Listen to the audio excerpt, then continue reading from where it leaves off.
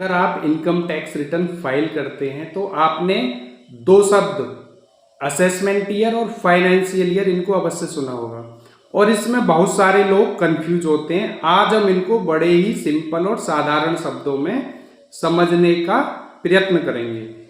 सबसे पहले आता है फाइनेंशियल ईयर। अगर इसको आसान भाषा में बोलें, जिस साल आप इनकम अर्न करते हैं उसको फाइनेंशियल ईयर कहते हैं। भारत में फाइनेंशियल ईयर 1 अप्रैल से स्टार्ट होता है और 31 मार्च को समाप्त होता है।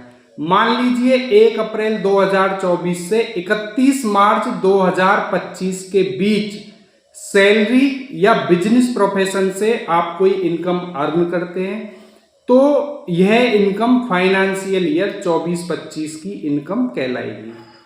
अब आता है दूसरा शब्द असेसमेंट ईयर।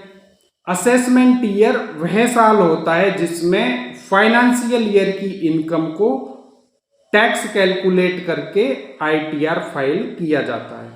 यानी जिस साल इनकम कमाई जाती है उसको फाइनेंशियल ईयर कहते हैं और उसका अगला साल असेसमेंट ईयर कहलाता है।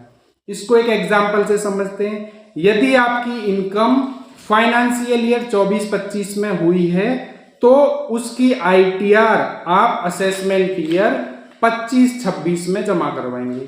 इसलिए हमेशा याद रखना है, इसका एक सिंपल सा रूल होता है, फाइनेंशियल ईयर जिस साल इनकम कमाई जाती है और असेसमेंट ईयर जिस साल उस इनकम का टैक्स असेस किया जाता है और आईटीआर फाइल होती है।